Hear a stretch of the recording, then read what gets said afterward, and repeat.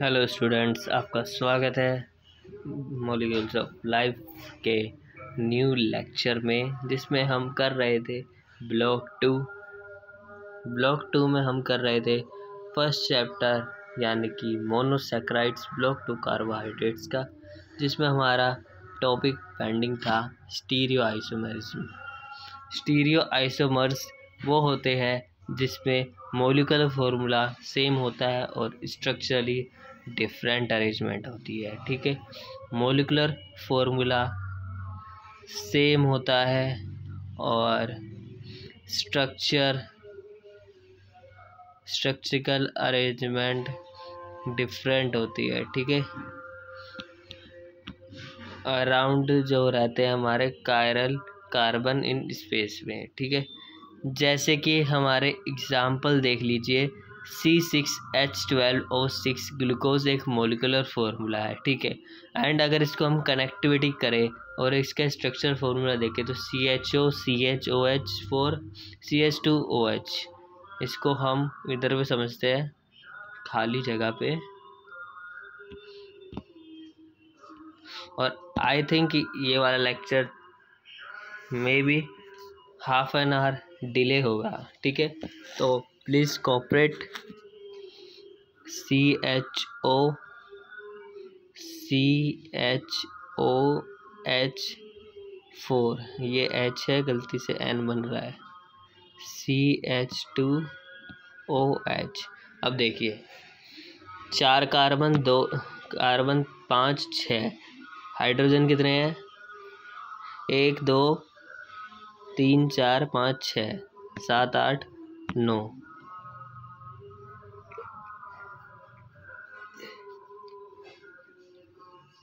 10 11 12, तो हाइड्रोजन 12 हो गए, ऑक्सीजन 6 होंगे, 4 ये हो गए, 5 और 6 ऑक्सीजन।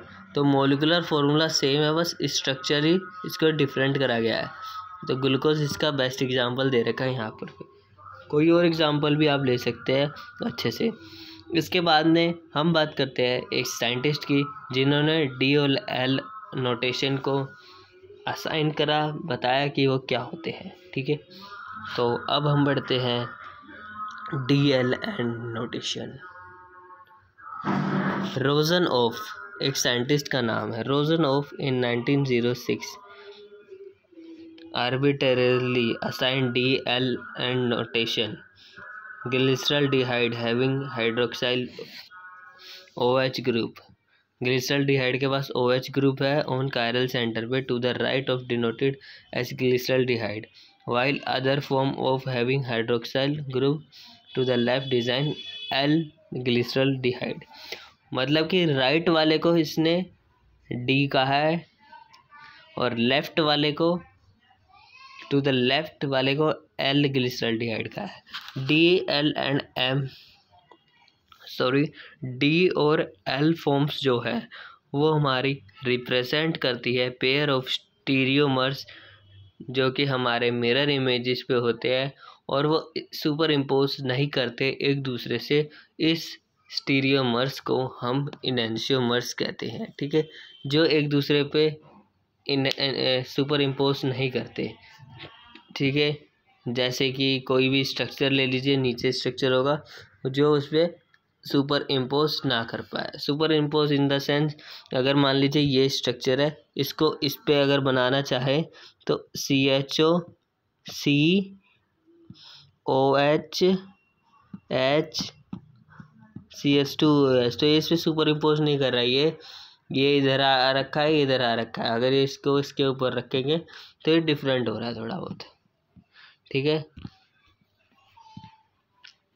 इसके बाद में हमें ये इनेंशियोमर का डिफाइन दिया। ठीक है, इसने कहा कि DLN फॉर्म रिप्रेजेंट करता है पेयर ऑफ स्टीरियोमर्स को दैट आर मिरर इमेजेस। ये मिरर रखा हुआ है इसमें बीच में, ये इसकी लेफ्ट साइड का है, ये राइट साइड का है। ठीक है, और ये सुपर इम्पोज नहीं कर सकती मिरर इमेजेस, इस स्टीरियोमर को हम इनेंशियोमर कहते हैं। फिर दे रखा है स्ट्रक्चरल आइसोमर्स लाइक स्टीरियोमर्स, जिनके मॉलिक्यूलर फार्मूला सेम होते हैं बट स्ट्रक्चरली डिफरेंट होते हैं।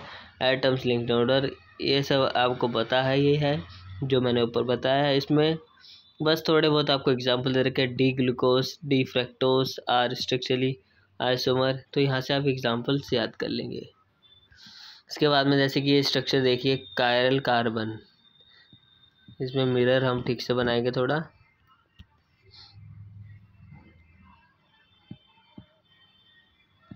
ये अपना मिरर हो गया, ठीक है। ये मिरर के लेफ्ट वाली साइड है और ये मिरर के राइट वाली साइड है, ठीक है। थोड़ा और जूम करेंगे, zoom and zoom and zoom. ये है स्टीरियो आइसोमर्स ऑफ ग्लिसरॉल्डिहाइड, ये है एल वाले, ये है डी वाले, लेवो डेक्स्ट्रो।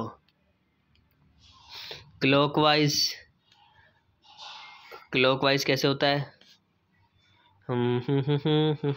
एक सेकेंड, इसको थोड़ा सा हटाएंगे, इस लाइन को हटाएंगे। क्लॉकवाइज ऐसे, और ये एंटी क्लॉकवाइज, ठीक है। Clockwise anti clockwise, CHO,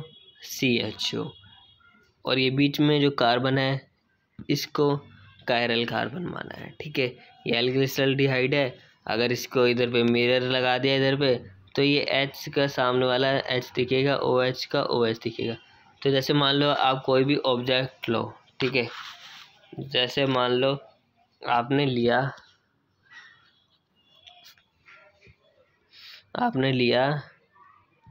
H2O लिया और इसको इस साइड मिरर लगाया, इसको मिरर के इस साइड देखना है आपको, तो ये आएगा O2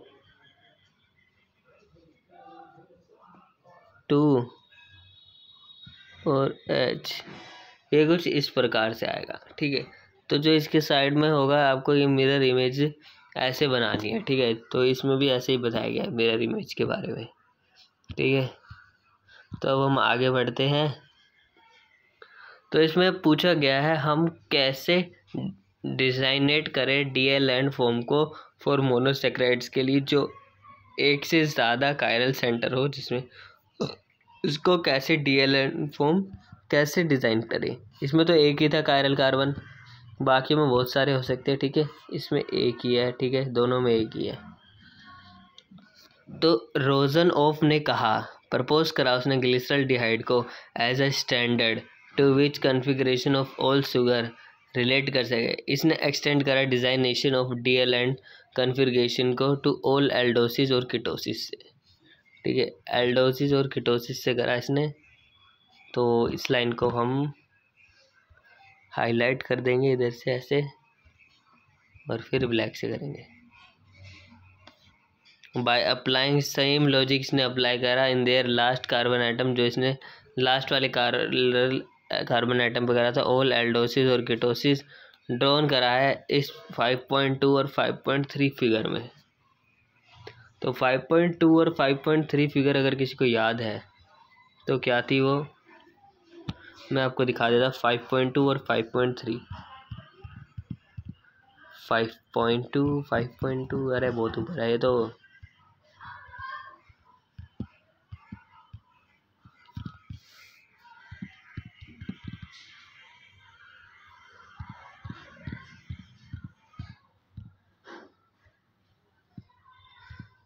ये देखिए,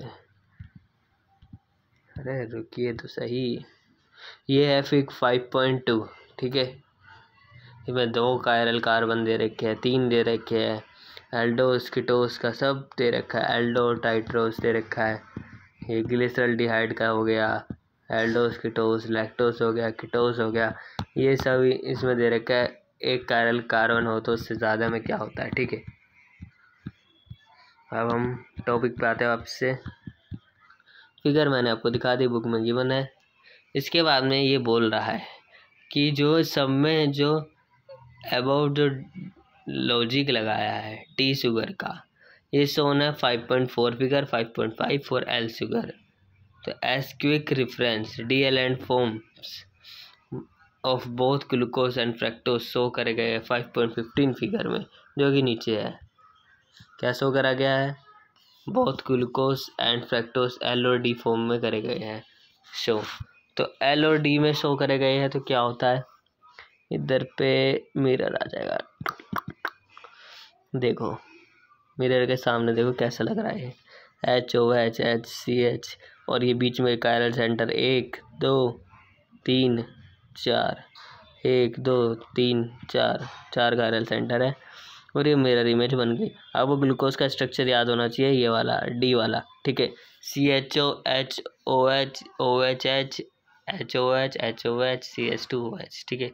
और यहाँ पे फ्रैक्टोज का दे रखा है, यहाँ पे मिरर लगा दिया, ये ऐसे कैसे ही, ये H ये बस ये 3 लाइनें चेंज हो रही है इसमें, ये ध्यान में देना है। और कायरल सेंटर 1 2 3 4, 4 कायरल सेंटर दे रखे हैं, मतलब एक से ज़्यादा कायरल सेंटर के लिए बात करी गई है। और ये स्ट्रक्चर ऑफ इनैंशियोमर्स है ग्लूकोज और फ्रैक्टोज के।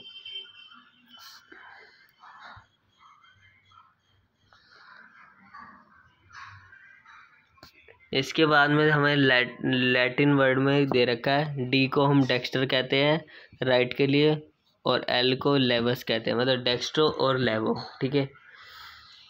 रिमेंबर, एक बात याद रखना, जो एक कॉन्फ़िगरेशन है वो कन्वर्ट नहीं होगी दूसरे में बिना ब्रेक करे हुए एक से ज़्यादा कोवलेंट बॉन्ड को, और इस इनैंशियोमर को हम ईज़िली कन्वर्ट नहीं कर सकते, ईज़िली इंटर कन्वर्टेबल नहीं हो पाती, ठीक है, ये बात याद रखना।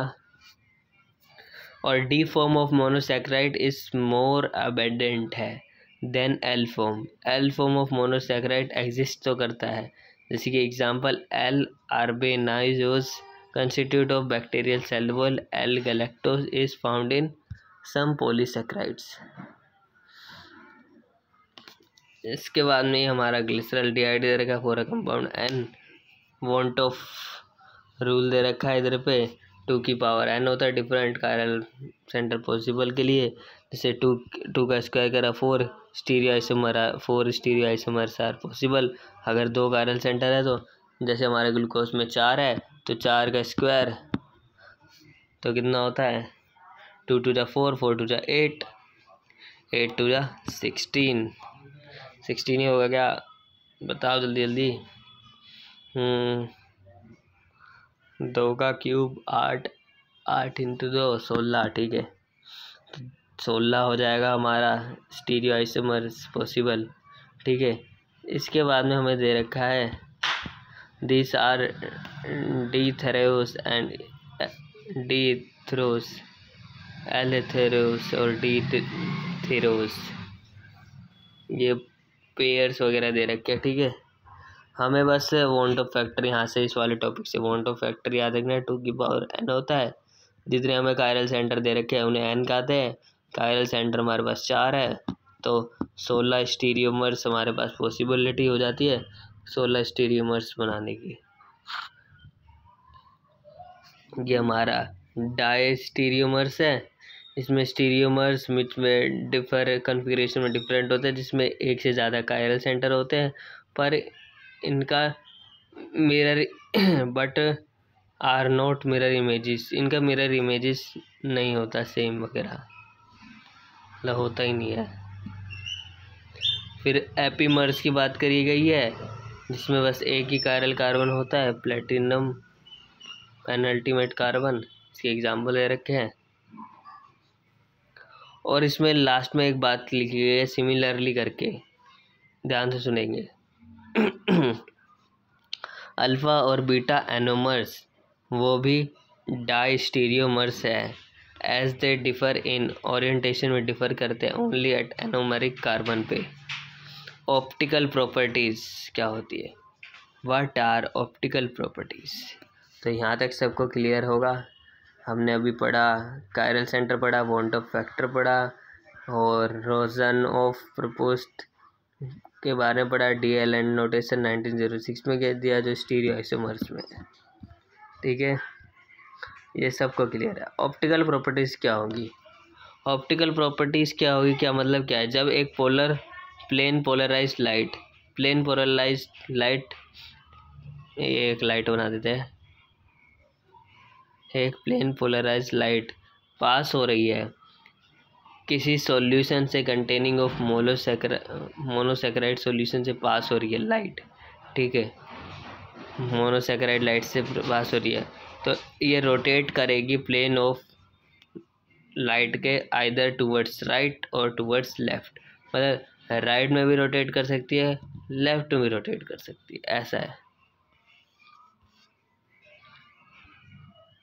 अरे भाई भाई भाई भाई, अरे अरे अरे, ये क्या हो रखा है? हमें सही से दिखाना है भाई स्टूडेंट्स को, तो ठीक से अंडरलाइन हुआ करो। If plane of polarised light is rotating, अगर plane of polarised light right की तरफ रोटेट हो रही है, राइट की तरफ, राइट ये रहा, देखो ध्यान से, अगर राइट की तरफ रोटेट हो गई है तो क्या करेंगे, तो वो उसे हम कहलाएंगे डेक्स्ट्रो रोटेटरी, यानी कि क्लॉकवाइज, टक टक टक टक टक टक टक टक टक।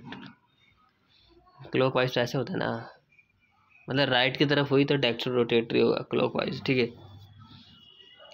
और अगर लेफ्ट की साइड हुई तो लेवो रोटेटरी कहेंगे नोटेशन को, ठीक है। और डेक्स्ट्रो को प्लस कहते हैं या डी साइन कहते हैं, और नेगेटिव लेवो होता है और एल साइन होता है, ठीक है। इसका एग्जांपल हो गया डेक्स्ट्रो के लिए ग्लूकोज इज डेक्स्ट्रो रोटेटरी और वाइल डी फ्रैक्टोज इज लेवो रोटेटरी, ठीक है। ये इसके एग्जांपल हो गए ऑप्टिकल प्रॉपर्टीज़ के। Thus optical activity is ability a solution to rotate। Optical activity एक एबिलिटी है जो सॉल्यूशन रोटेट कर सके प्लेन पोलराइज लाइट को, उसे कहते हैं, ठीक है।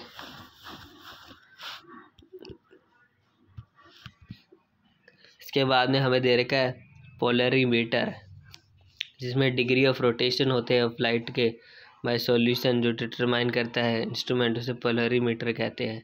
यहाँ से पोलरीमीटर की डिफाइन आप याद करेंगे।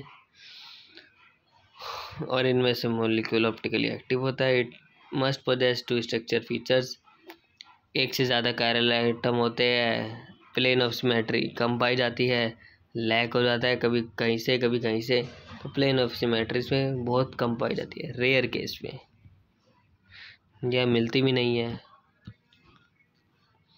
ये मोनोसेक्राइड के फीचर्स वगैरह कि कायरल क्या होता है, ए कायरल क्या होता है, जिसमें प्रोसेस करता है वो कायरल होता है और जिसमें नहीं करता है वो ए कायरल होता है। Example dihydroxy acetone. और इनएंशियोमर ऑप्टिकली एक्टिव होते हैं, मतलब ऑप्टिकल आइसोमर्स होते हैं। और ये रेसिपिक मिक्सचर दिया गया है। अब बात करते हैं हम रेसिमिक मिक्सचर की। रेसिमिक मिक्सचर वो होता है जिसमें ऑप्टिकली एक्टिव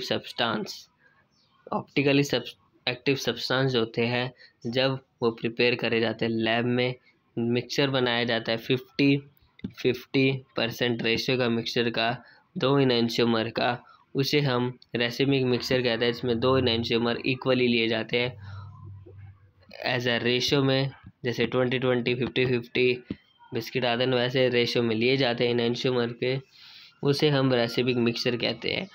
और ये प्लेन ऑफ पोलराइज्ड लाइट को रोटेट नहीं करता, it does not rotate the plane polarised light, ठीक है। ये यहाँ से आपका रेसिमिक मिक्सचर का आ जाता है डिफाइन। इसके बाद में ऑप्टिकल रोटेशन दे रखा है ग्लूकोज और फ्रैक्टोज का कितना कितना होता है। इसके बाद में नेक्स्ट पेज पे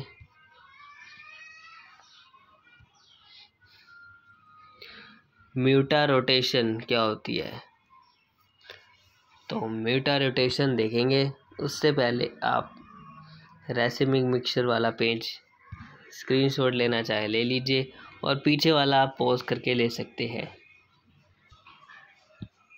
लीजिए, मैंने ये हटा दिया है। ऑप्टिकल वाला ले लीजिए अगर लेना हो तो, मतलब आप ये डाउनलोड कर सकते हो गूगल पे जाके, बस सिंपल वहाँ पे लिखना है, क्या लिखना है,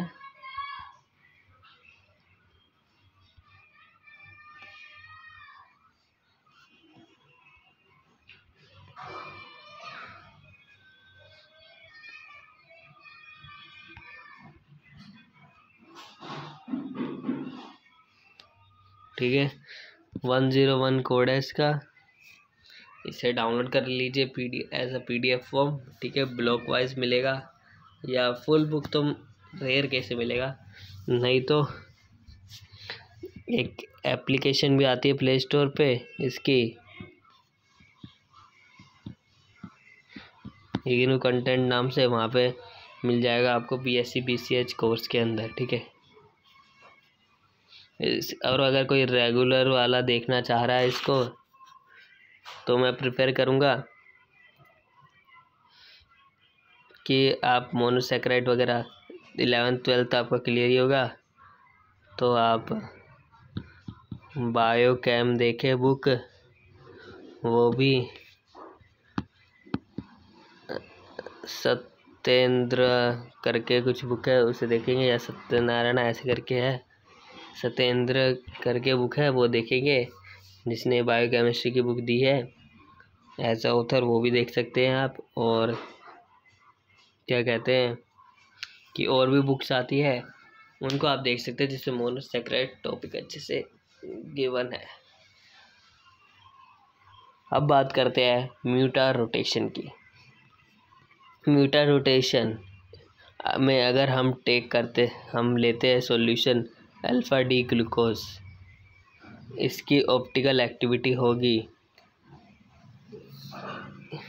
+112.2 बिगिनिंग में, स्टार्टिंग में, और टाइम के साथ साथ इसकी ऑप्टिकल एक्टिविटी स्टार्ट होती है चेंज होना, ये स्टेबलाइज होता है +52.7 में। ऐसे ही अगर हम इजाज़त दे सॉल्यूशन को बीटा डी ग्लूकोज को, इसकी ऑप्टिकल एक्टिविटी +18 होती है टेस्ट ट्यूब में स्टैंड करने की सम टाइम तक, मतलब कुछ ही टाइम तक। और फिर हम इसको you will would still and up having a solution glucose, मतलब इसको ख़त्म कर देंगे ग्लूकोज के सॉल्यूशन से, इसकी ऑप्टिकल एक्टिविटी इतनी है। और इस प्रोसेस जो इन्वॉल्व करता है interconversion alpha D glucose और beta D glucose via linear D glucose stabilising equilibrium mixture consisting 63.6 of beta D and alpha D का इतना, इस प्रोसेस को हम चेंज इन ऑप्टिकल रोटेशन कहते हैं of sugar solution upon standing is called म्यूटा rotation.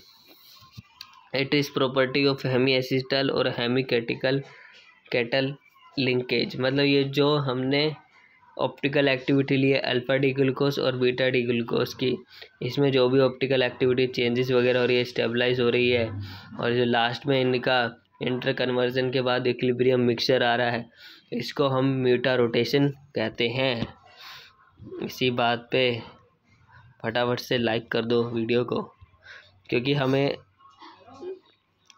Eligible होना है live class के लिए, तो फटाफट से 50 सब्स के कर दो, ताकि हम लाइव में आके आपकी टेस्ट सीरीज़ वगैरह स्टार्ट कर सके, क्योंकि बिना लाइव में आए टेस्ट सीरीज़ नहीं होती, समझे। रिकॉर्डेड में वो मज़ा कहाँ जो लाइव में आप सबके साथ है।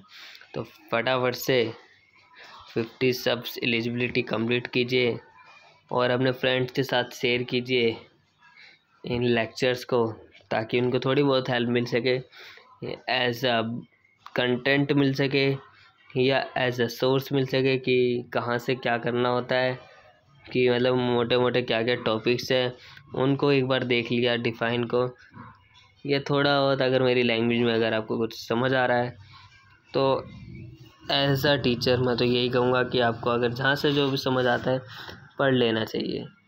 और अगर पढ़ा नहीं जा रहा है तो बस सिंपल एक बार जो मैंने लाइनें मार्क करी है उन्हें बस एक बार रीड कर ले कि म्यूटा रोटेशन क्या होता है, और समझ नहीं आ रहा है तो मैंने जो आपको बताया वो आप एक बार वापस से लिसन कर सकते हैं, सुन सकते हैं, ठीक है।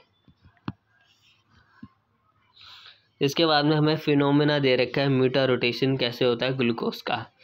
ये है alpha D glucose cyclic form में, ठीक है। OH HOH CH2OH 6 छठे पे है, ये पहले पे है, ठीक है। H2O इंटर कन्वर्जन हुआ, मीटा रोटेशन इक्विलिब्रियम ये आ गया, ठीक है। और ये बीटा है, बीटा में क्या होगा,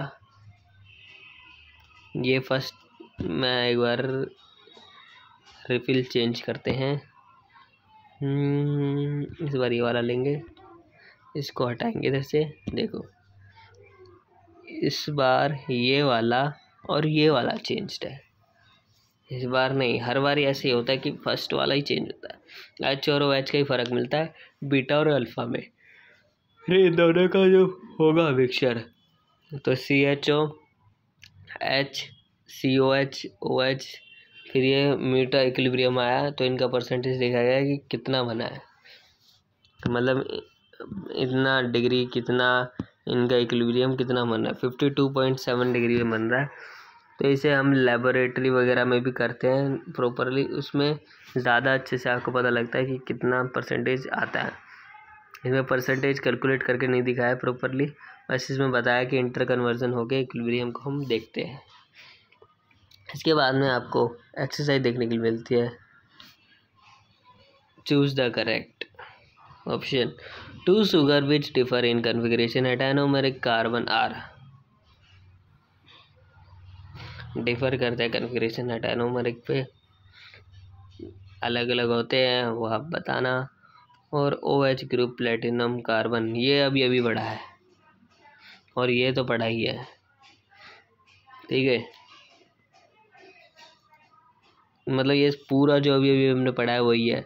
do solutions of following sugar show mutarotation, hydroxyacetone, ribose, glucose, ये सब हम आपको बताएंगे एक्सरसाइज यूनिट में। तो फटाफट से कर लीजिए, नहीं तो मेरे को, अगर आप टारगेट पूरा करते हैं तो सही है, नहीं तो हमें रिकॉर्डेड आपको देना पड़ेगा। फिर अगर आपने रिकॉर्डेड अच्छे से पढ़ लिया तो आपका एग्ज़ाम हो जाएगा क्लियर। ये पूरा एक्सरसाइज वगैरह देखकर डिओलर फॉर्म पूछ रहा है इनकी, तो ये आप बना सकते हैं आराम से, मतलब इनको याद करके चल जाइए, इनके स्ट्रक्चर को डी वाले को एल अपना बन जाएगा।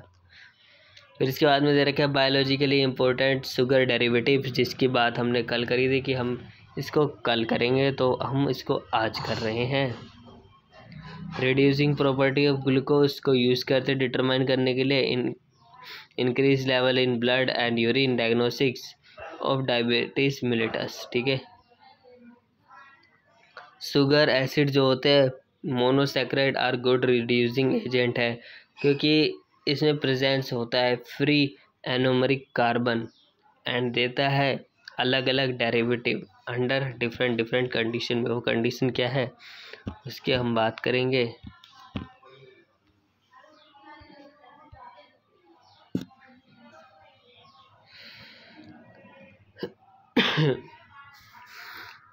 ये रिड्यूस करते हैं mild oxidising agents such as hydrogen peroxide, ferric cyanide, certain metal Cu2+, Ag+, and turn into anomeric carbon itself. It oxidize।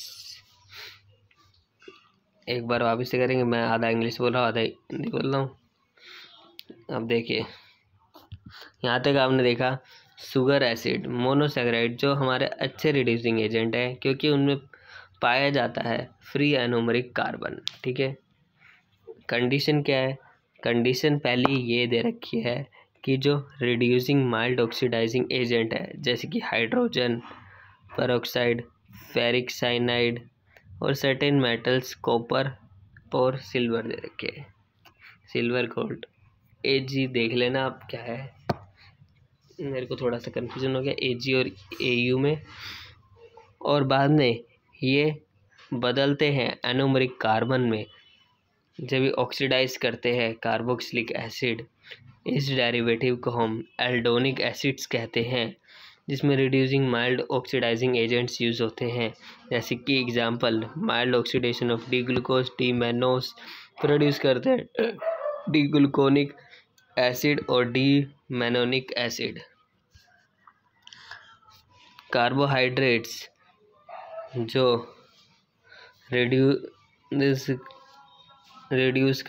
करते हैं ऑक्सीडाइजिंग एजेंट को, इनको हम रिड्यूसिंग शुगर कहते हैं।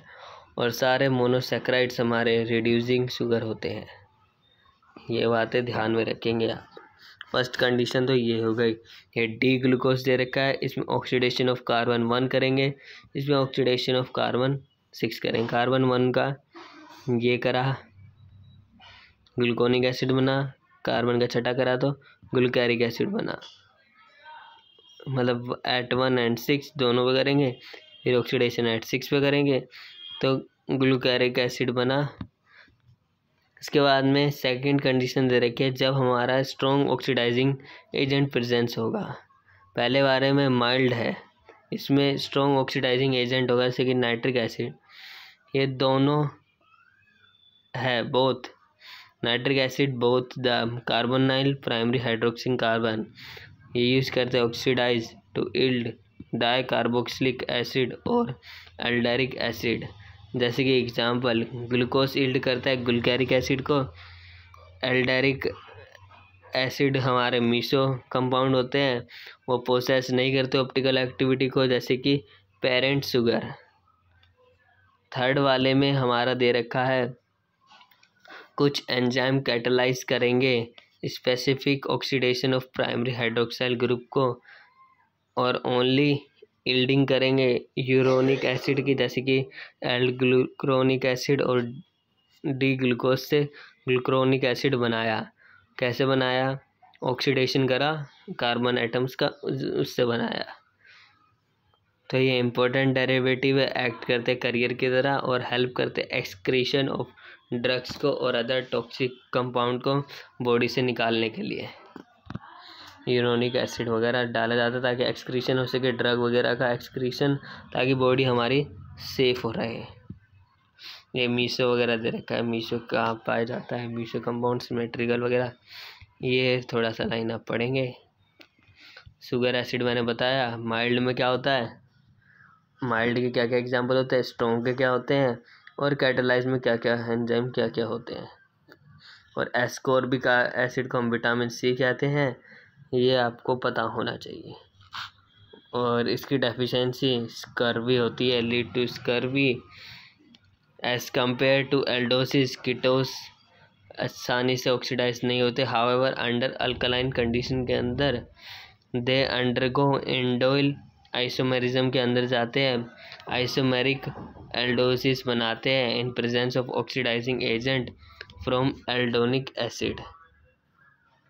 ये कीटोस दे रखा है, ये एनेडोल दे रखा है, ये एल्डोस दे रखा है। ये इसकी कंपाउंड दे रखे हैं रिएक्शन के लिए। इसके बाद में शुगर अल्कोहल दे रखा है हमें कि शुगर अल्कोहल क्या होती है। शुगर अल्कोहल, अमाइनो शुगर्स, इसके बाद में क्या बचा, डाइऑक्सी शुगर, शुगर एस्टर। चलिए अब हम इसको आगे करते हैं। Sugar alcohols. तो 1 मिनट थोड़ा सा हम शांति करेंगे ताकि आप पिछला चीज़ें थोड़ा देखें, जल्दी से फटाफट से पीछे का देखें आपकी आपने क्या क्या पढ़ा है। और अगर आप नोट्स वगैरह बना रहे हैं साथ में, तो वीडियो का आज स्पीड बहुत तेज़ हो गया है, तो जो बुक लेके बैठे हैं उन्होंने मार्क करा होगा। जो अगर पीछे से करते आ रहे हैं वो कीजिए, हम थोड़ा सा यहाँ पे वेट करेंगे। जो लोग कर रहे हैं मार्किंग उन्हें करने देते हैं, और जो लोग कर चुके हैं वो ये एक बार रीड करेंगे अच्छे से। किसी को कोई डाउट है तो कमेंट के दरवाजे आप सबके लिए हमेशा खुले ही हैं, कमेंट कीजिए। और लाइव सेशन जल्दी होगा जब हमारा एलिजिबिलिटी क्राइटेरिया कंप्लीट हो जाएगा। मेरे ख्याल से आप लोग एलिजिबिलिटी क्राइटेरिया पूरा करेंगे, क्योंकि आपको डाउट्स पूछने होंगे तो आप करेंगे। इसके बाद में शुगर अल्कोहल की बात करिए। यह carbonyl group of monosaccharide reduce करता है हाइड्रोक्साइल ग्रुप को in the presence of strong reducing agent such as sodium borohydride to form sugar alcohol और एल्डिहाइड। एल्डिटोटोल। एल्डिटोल एक लीनियर मॉलिक्यूल है, इसके ये साइक्लेज नहीं है, जैसे कि parent monosaccharide and sweet testing है। रिडक्शन होता है हमारा D glucose, D mannose, D xylose, result in the formation of D glucitol sorbitol, D mannitol and D xylitol. ये जो 3 शुगर एल्कोहल्स है ये वाइडली यूज करे जाते हैं स्वीटनर फॉर शुगरलेस गम और मिंट्स वगैरह आपने खाई होगी, गम्स वगैरह, उसमें शुगर बहुत कम पाया जाता है। ठीक है, accumulation in I of diabetic patient sugar correct, मतलब शुगर वगैरह डायबिटिक पेशेंट को ध्यान में रखते हुए बनाया गया। शुगर एल्कोहल वगैरह एक कंपाउंड है। यह डी ग्लूकोज का स्ट्रक्चर है, NaBH डालेंगे तो डी सोर्बिटोल बन जाएगा। इसमें रिडक्शन हो रहा है, reaction of D glucose to D sorbate. Mannitol एक मीजो मॉलिक्यूल है, देयरफॉर ये ऑप्टिकल एक्टिविटी को लूज कर देता है। डी मैनोज और डी मैनिटोल, यहाँ पे मैनिटोल की बात हो रही है। ठीक है, मैनोज से मैनिटोल बना है, formation of mannitol from mannose. Amino sugars क्या होती है? अमाइनो शुगर बनती है जब एक hydroxyl group of sugar replace करता है अमाइनो ग्रुप से, उसे हम कहते हैं अमाइनो शुगर। जैसे कि beta T glucosamine has amino group instead of hydroxyl at C2 along with the acetated derivative B2 found is monosaccharide oligosaccharide. यहाँ से डायग्राम से समझेंगे, डायग्राम से प्रॉपरली समझ आएगा। उसने बोला कि अमाइनो शुगर बनते हैं जब एक hydroxyl group of sugar replace करता है NH2 अमाइनो ग्रुप से, जैसे कि अमाइनो ग्रुप है ये, इससे रिप्लेस करके यहाँ पे हाइड्रोक्साइल ग्रुप आ गया, O आ गया, उसे कहते हैं हम अमाइनो शुगर्स। बाकी कुछ नहीं है इसमें, मुरमरिक एसिड वगैरह दे रखा है। ये 1-2 आप कंपाउंड वगैरह के नाम याद रखेंगे। ये रिएक्शन रखा है, स्ट्रक्चर दे रखा है, डाइऑक्सी शुगर दे रखा है। ये क्या होता है? जब एक से ज़्यादा हाइड्रोक्साइल ग्रुप मोनोसैकेराइड में रिप्लेस करते हैं हाइड्रोजन को, उसे डाइऑक्सी शुगर कहते हैं। इसके कंपाउंड दे रखा है डाइऑक्सी शुगर के, एग्जाम्पल फुकोस वगैरह याद करेंगे। Sugar ester. अब हम बात करेंगे शुगर एस्टर की, और ये हमारे लास्ट 2 टॉपिक बचे हैं। तो अभी हमने पढ़ा डाइऑक्सी शुगर। डाइऑक्सी शुगर में जब हमारे मोनोसैकेराइड होते हैं वो हाइड्रोक्साइल ग्रुप रिप्लेस करते हैं हाइड्रोजन के द्वारा, उन्हें डाइऑक्सी शुगर कहा जाता है। फिर हमने इससे पहले पढ़ा अमाइनो शुगर्स क्या होते हैं, फिर शुगर एल्कोहल। शुगर एल्कोहल में कंपाउंड वगैरह चेंज होते हैं। फिर इससे पहले हमने पढ़ा शुगर एसिड्स वगैरह क्या होते हैं, इसकी कंडीशंस वगैरह पढ़ी। इस साइड में थोड़े हिंट्स वगैरह लिखे हैं। इसके बाद में हमने म्यूटा रोटेशन पढ़ा और अपना ऑप्टिकल प्रॉपर्टीज़ पढ़ा और स्टीरियो आइसोमर्स पढ़ा। आज की क्लास में हमने इस चैप्टर के मोटा लास्ट के टॉपिक्स ख़त्म कर दिए हैं। तो इन 2 टॉपिक्स को भी एंड करते हैं समझने के साथ साथ। अब यहाँ से हम थोड़ा आराम से करेंगे कि हमारा थोड़ा ये चैप्टर अच्छे से मतलब थोड़ा रैपिड वे में कंप्लीट हो गया है। अब थोड़ा स्लोली इन 2 टॉपिक्स को आराम से समझेंगे बिना किसी हेजिटेशन के। उनको आप वापस से रिवाइज करते रहिएगा उन टॉपिक्स को, क्योंकि वो हमने थोड़े से फास्ट फॉरवर्ड में पढ़े हैं। शुगर एस्टर्स क्या होता है? जब एक से ज़्यादा फॉस्फेट और सल्फेट ग्रुप अटैच होते हैं हाइड्रोक्साइल ग्रुप से of monosaccharide by ester bond formation. Phosphate ester यानी कि मोनोसैकेराइड जैसे कि glucose, fructose, glyceraldehyde important intermediate है मेटाबॉलिक पाथवे के, जो जनरेट करते हैं energy. Ribose five phosphate which component of nucleotide such as ATP, GDP is also phosphate, जैसे कि इसमें है ये वाला फॉस्फेट। तो ये जो अटैच्ड है phosphate group, sulphate group, hydroxyl group से monosaccharide by ester bond formation, इसको ही कहा जाता है शुगर एस्टर। इसको कहा जाता है शुगर एस्टर और इस कंपाउंड का नाम है अल्फा डी राइबोस 5 फॉस्फेट। देखो 1 2 3 4, 1 2 3 4 5, 5 फॉस्फेट। इसके बाद में ग्लाइकोसाइड्स पढ़ाया जाता है हमें। ग्लाइकोसाइड्स एसिटल और कीटल है जो फॉर्म करते हैं रिएक्शन के through between hemi acetal pyranose और hemi ketal furanose ring form of monosaccharide and an alcohol. It is condensation reaction with loss of water. ये कंडेंसेशन रिएक्शन जिसमें वाटर का लॉस होता है, बॉन्ड फॉर्म होते हैं between anomeric carbon of monosaccharide. एक तो होता है bond formation anomeric carbon of monosaccharide में, एक ऑक्सीजन एटम ऑफ अल्कोहल में ROH, जिसको हम ओ ग्लाइकोसिडिक बॉन्ड कहते हैं। इस रिएक्शन में equilibrium mixture of methyl alpha D glucoside methyl beta D glucoside form करते हैं, रेशो 66% to 34%। और जो हमने पहले पढ़ा beta D glucose more stable है अल्फा डी से। दिस अनयूजुअल इफेक्ट को हम एनोमरिक इफेक्ट कहते हैं, क्योंकि इस इफेक्ट का कोई फ़ायदा नहीं है, कुछ होता नहीं है, तो इसको अनयूजुअल इफेक्ट कहा गया है और इस अनयूजुअल को एनोमरिक कहते हैं। और अगर आपसे पूछा जाए कि पहला ग्लाइकोसाइड कौन सा है, तो पहला ग्लाइकोसाइड अमाइगिडेलिन है, जो कि डिस्कवर्ड करा था, आइडेंटिफाई करा था एक फ्रेंच केमिस्ट ने 1830 में। वो यहाँ पे दे रखा है, ठीक है। ये 1-2 फैक्ट्स वगैरह इसमें लिखे रहते हैं, तो ये आपको पता होना चाहिए, मतलब इतना पता होना चाहिए कि एग्ज़ाम में दिया जाए MCQ में तो आप टिक मार के आ जाएं या फिलअप्स में भर दे उसका नाम। रस कंपाउंड का साइंटिस्ट का तो नेम बहुत कम पूछता है, कंपाउंड का पूछता है।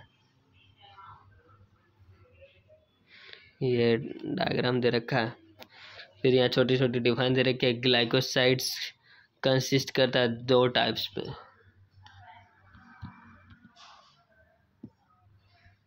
यहाँ पे देखेंगे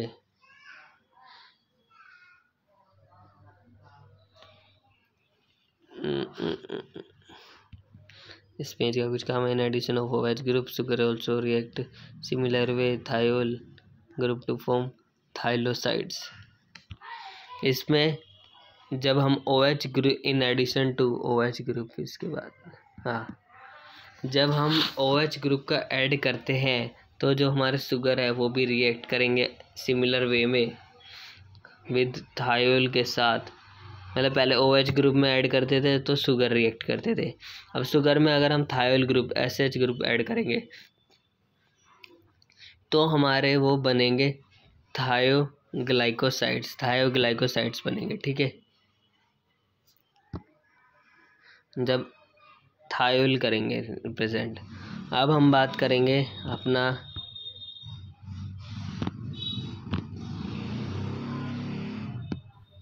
इसको मैं एक पॉइंट और बढ़ाते हैं, मैक्स कर दूं क्या?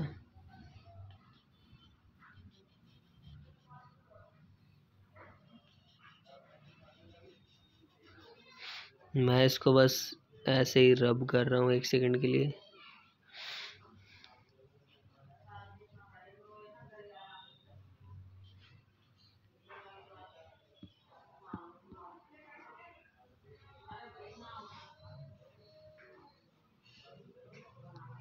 और आप लोगों ने अब तक वीडियो शेयर नहीं करा तो शेयर कर दीजिए अपने दोस्तों के पास, ताकि वो भी पढ़ सके और मार्क्स वार्क्स ला सके अपने एग्ज़ाम्स वगैरह के लिए।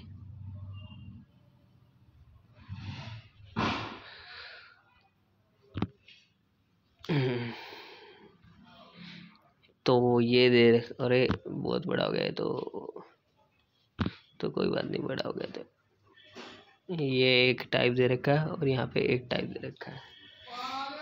ग्लाइकोसाइड्स की दो टाइप दे रखी है, ग्लाइकोन और ए ग्लाइकोन। ग्लाइकोन जो हमारे ग्लाइकोन वो होते हैं जो हमारे शुगर कंटेन करते हैं, और ए ग्लाइकोन जो कि हमारे शुगर कंटेन नहीं करते। ठीक है, जो हमारे शुगर कंटेन करते हैं, और एक ग्लाइकोन जो कि नहीं करते।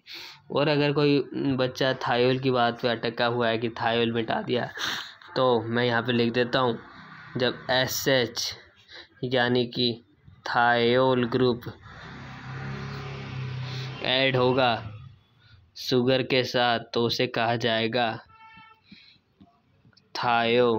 इसकी स्पेलिंग क्या होती है, थायोग्लाइकोसाइड्स। ठीक है, हाइड्रोजन जैसे हाइड्रोजन में होता है, हाइड्रोजन का ऐड करता है, ऐसे थायोल का यहाँ मैंने लिख दिया है। अब किसी को कोई आपत्ति नहीं होनी चाहिए मेरे ख्याल से। ठीक है,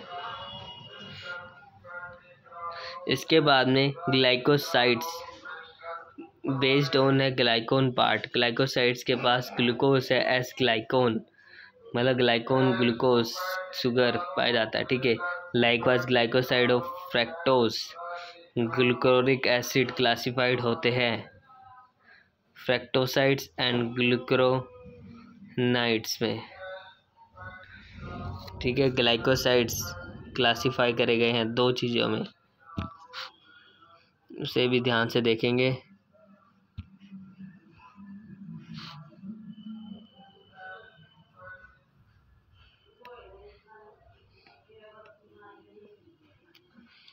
glucose as glycone classified as glycosides, इस लाइन को भी हटाएंगे। मतलब मैं अब आपको कंसाइज नोट्स दे रहा हूँ बना के, ठीक है, बुक के अंदर ही थोड़ा बहुत। और मैं कोशिश ये करूँगा नेक्स्ट लेक्चर से फ्रैक्टोसाइड्स इसको हटाते हैं अभी। ठीक है,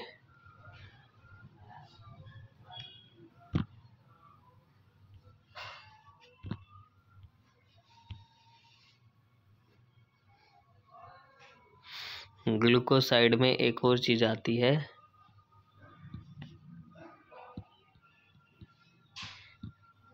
फ्रैक्टोज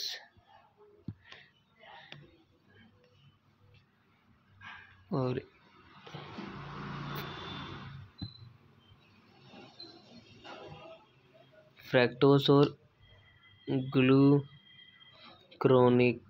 ग्लूक्रोनिक एसिड।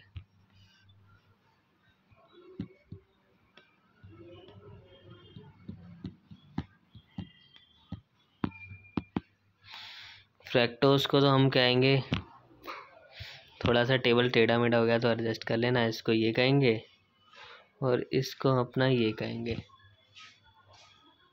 और थोड़ा बहुत हम इरेज कर देते हैं यहाँ से कि आपको दिक्कत ना हो। एक्स्ट्रा पार्ट मिटा दिया।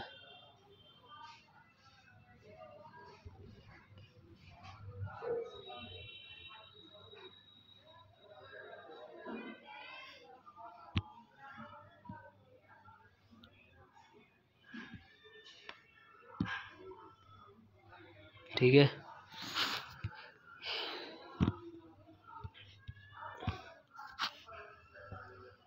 ये हो गया फ्रैक्टोज के लिए और ये हो गया इसके लिए। अब ग्लाइकोसाइड्स हमारे दो प्रकार में डिवाइड है, ग्लाइकोन और ए ग्लाइकोन। ग्लाइकोन जो शुगर कंटेन करते हैं और ग्लाइकोन शुगर कंटेन करते हैं, उनको ग्लूकोज कहा जाता है। ए ग्लाइकोन में ग्लूकोज प्रेजेंट नहीं होता तो ए शुगर भी प्रेजेंट नहीं होगा।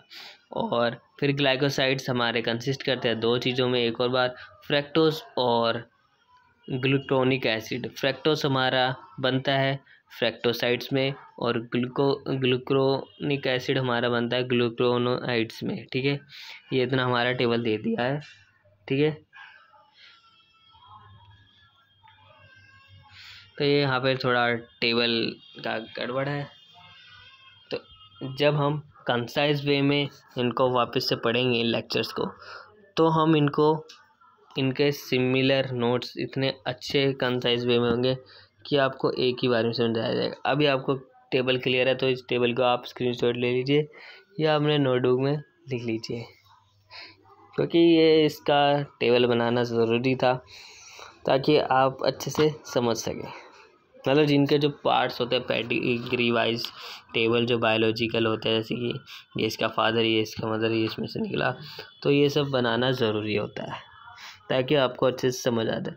शुगर्स जब वो अटैच होते हैं नॉन शुगर मॉलिक्यूल से एज ग्लाइकोसाइड्स, इंक्रीज करते हैं देयर सोल्युबिलिटी को। ह्यूमंस के अंदर many toxic substance are bonded होते हैं ग्लूकोरिक एसिड फॉर्म करने के लिए ग्लूकोनोइड्स में, which is turned into increasing their water solubility excrete more easily from out the body. Glycosidic bond form करते हैं between different monosaccharide to form long chain oligosaccharides and polysaccharides में, ठीक है। और ये हमारा एक्सरसाइज आ गया है।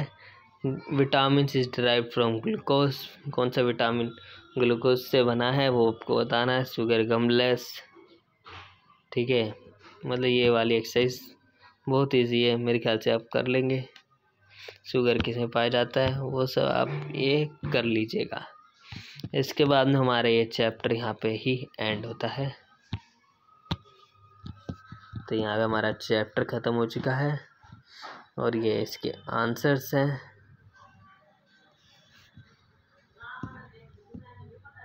सेल्फ असेसमेंट के ये रहे आंसर, ठीक है। आप चाहे तो स्क्रीनशॉट ले सकते हैं और अपना जो चैप्टर है फाइनली हो गया और थायल वगैरह सब अपनी जगह पे आ चुके हैं। हटाएंगे तो ये होगा, ठीक है। तो आप इन टेबल वगैरह को अच्छे से बना ले कंसाइज वे में, नहीं तो वो लाइन पढ़ के जाएं जो एग्ज़ाम में आ रही है। तो नेक्स्ट चैप्टर हम स्टार्ट करेंगे डायसैक्राइड। तब तक के लिए बने रहें चैनल पे और लाइव स्ट्रीम का वेट करें या ना करें, पर रिवीजन ज़रूर करें आप।